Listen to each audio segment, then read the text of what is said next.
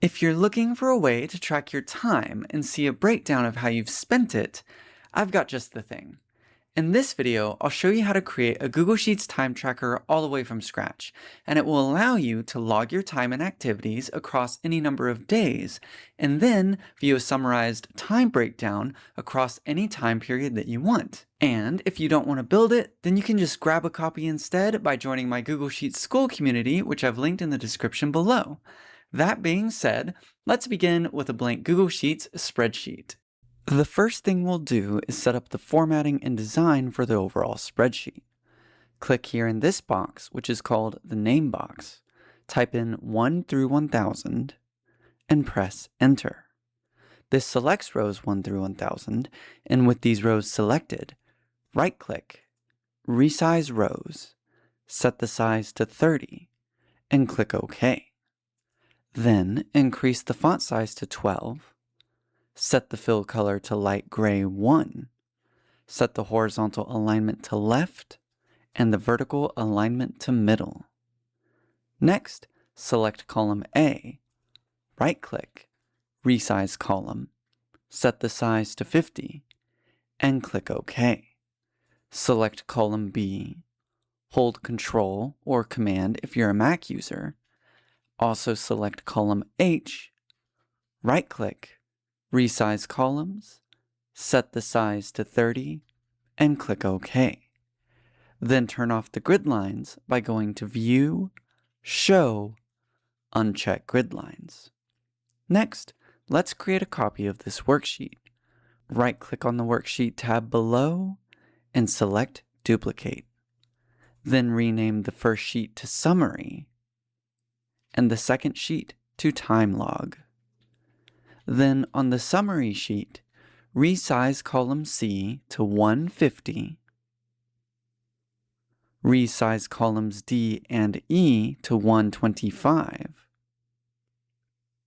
resize column F to 20, and resize column G to 200. Then select the range B2 through H18. Click the Fill Color button and select Reset. Then click the Borders button, change the color to dark gray 2, and click this to apply outer borders. Next, select cell C3 and enter Start Date. Then below, enter End Date. In cell C6, type in Category, then Hours, Percent, and in G6, enter Chart. Finally, in cell C17, enter Total. Then select C3 through C4, bold the font, select C6 through G6, bold the font, select C17 through G17 and bold the font. Select C6 through G6 again. Go to Borders, change the color to dark blue 1. Click this to apply a bottom border. Select C17 through G17.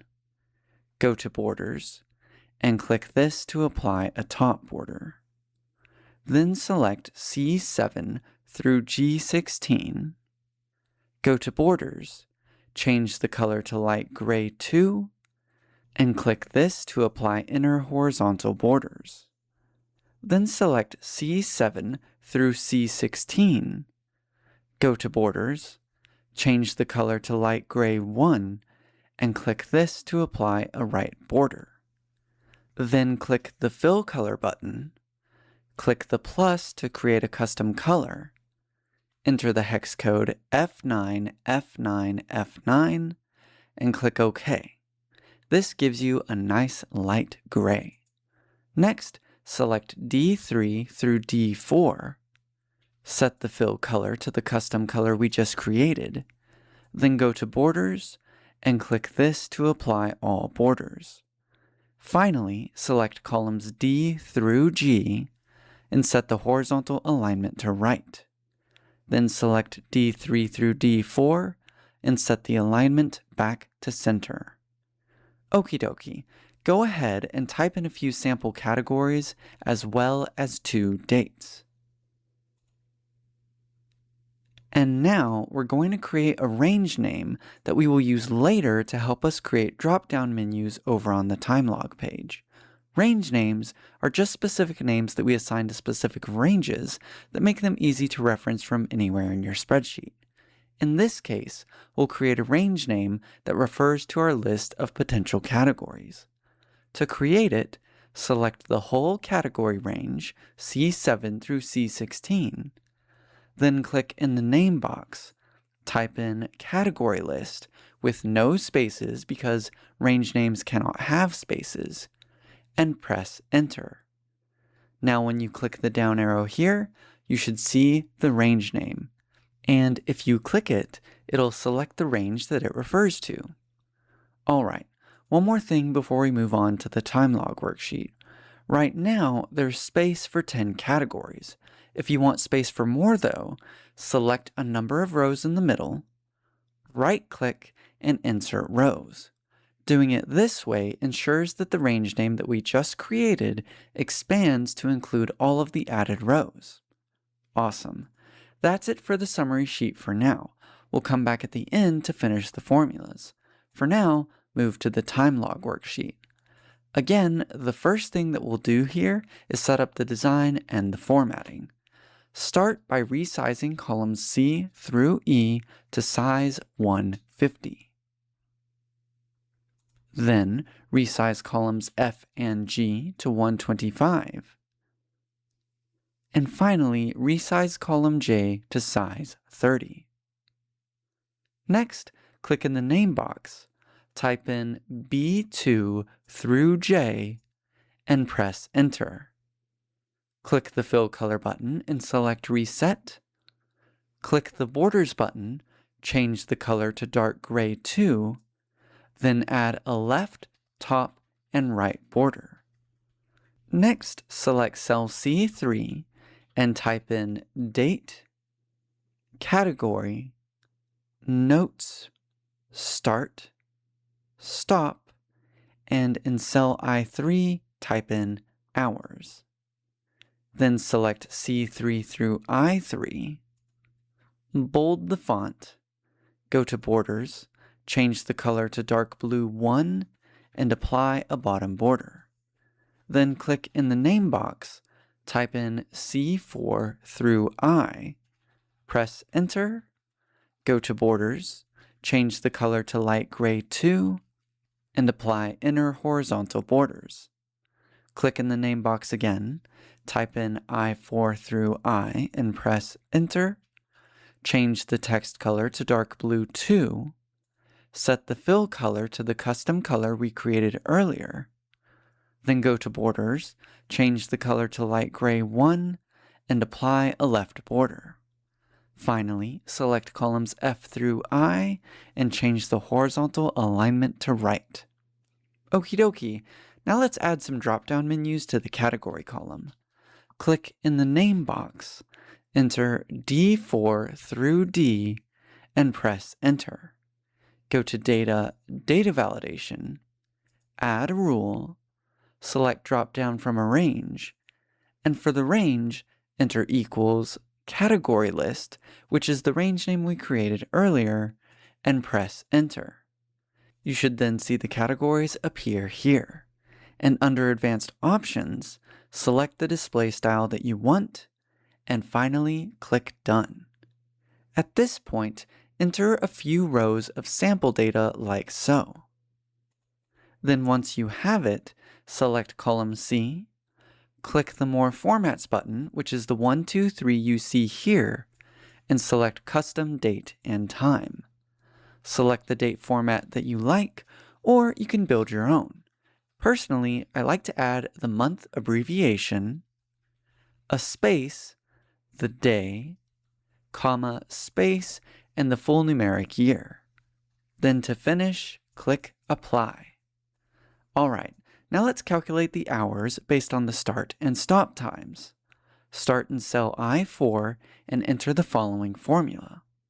Equals ifs function, or function, select the start time, equals, quote, quote, next argument, select the end time, equals, quote, quote, close parentheses, next argument 0, next argument, start time, less than end time, next argument, end time minus start time, next argument, true, next argument, 1 minus the start time plus the end time, close parentheses, times 24, and press enter. Now, this formula might look like a lot, so let's break down exactly how it works. To start, the ifs function runs a series of tests to see which calculation to perform. First, it uses the OR function to check if either the start or stop time is blank, or hasn't been entered. In this case, the ifs function simply returns 0. However, if both times are entered, it runs the next test. It checks if the start time is before the stop time. If so, the ifs function just subtracts the start from the stop time. Now, if the start time is not before the stop time, in the case of an overnight shift, for example, then the ifs function runs the next test, which is already set to true, making this last calculation the default calculation at the end, just 1 minus the start time plus the stop time. Finally, after the ifs function has run one of these calculations, that result is multiplied by 24 to give you the hours between the start and stop time. Now, if you're curious why we do the time math in these specific ways, then check out the video that I've linked in the description that goes deep into how time math works in Google Sheets. It explains everything really well. For now, though, let's continue. So we've got the calculation for the first activity, but we need to copy the formula all the way down to the bottom. Here's how. Click in the name box, type in I4 through I, and press enter. Then use the shortcut Control-D or Command-D if you're on a Mac, and the formula is copied all the way down. Awesome. Now we just need to clean up the number formatting a little bit. Use the name box to select all of the formulas again.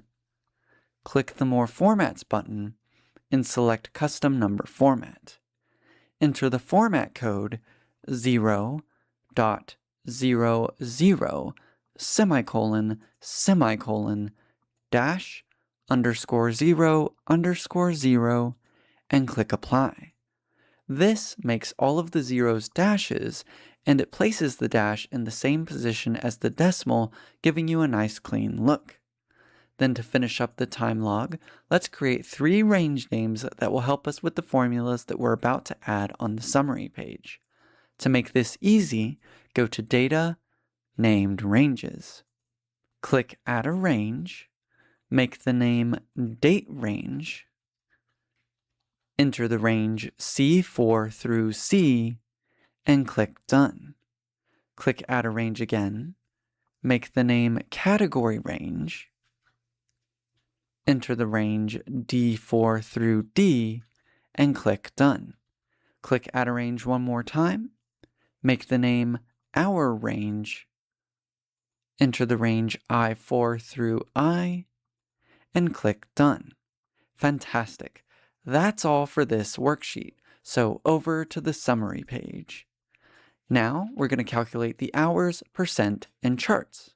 First, the hours.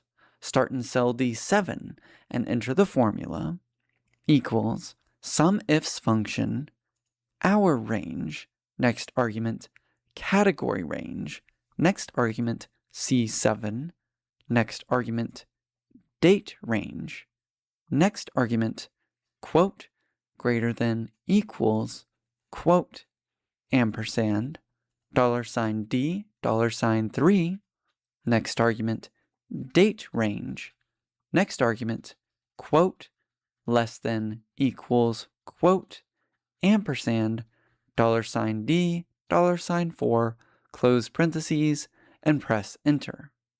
Here, the SUMIFS function looks at the hours range and adds the hours where the category range matches the category in cell C7, and where the date range is on or after the start date, and the date range is on or before the end date.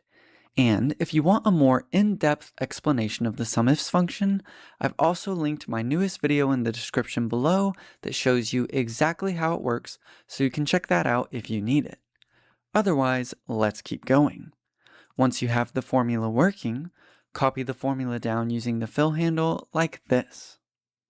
Now, if your formula doesn't seem to be working for any reason, double check that this date range above includes the dates that you used for your sample data over on the time log page. Just something to be aware of. Next, let's calculate the total hours below. Just enter the sum function, select the numbers above, close parentheses, and press enter. Awesome. Now let's calculate the percentages. Start at the top and enter the formula equals if function d7 equals 0, next argument 0, next argument d7 divided by d17, add dollar signs to make this last reference absolute, then close parentheses and press enter. Then click the % button above to make it look like a percent, and you can use this button as well to remove the decimals. Now in the formula, the if function checks to see if the hour amount is equal to 0. If so, it returns 0. Otherwise, it takes the hour amount and divides it by the hour total to give you the percentage. And we write the formula this way to avoid getting a divide by 0 error in the case that all of the hours are zeros across the board. And of course, once you have it working, copy the formula down with the fill handle. You can then add up all of the percentages below using the sum function as well. Now for the chart. Start in cell G7 and enter the following formula.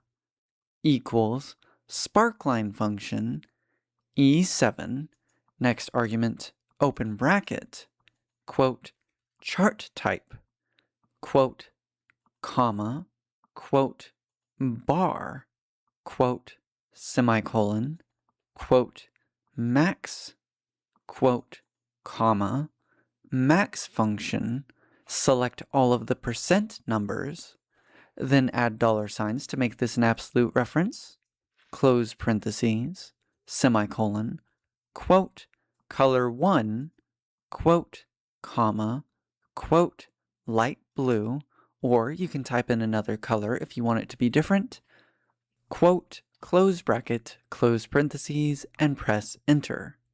Here, the sparkline function takes the value in cell E7 and turns it into a chart based on the information included in the second argument. The chart type parameter is set to bar to create a horizontal bar chart. The maximum is set to the maximum percentage value, meaning that the longest bar will be equal to the largest percentage. And finally, the color of the bar is set to light blue. And once you have it working, copy the formula down with the fill handle. Awesome. Now just a few finishing touches to make the numbers and percentages look a little better. First, select all the hours, including the total on the bottom. Click the More Formats button and select the custom number format that we created earlier. After that, select all of the percentages, including the total. Click the More Formats button and select Custom Number Format. Enter the format code 0% semicolon semicolon dash underscore percent, and then click Apply. Finally, change the text color to dark blue 2, and you're done with the build. I hope you enjoyed the process and learned a few things along the way, and if you'd like another fun build, then watch this video next. Thanks for sticking through it, and I will see you in the next one.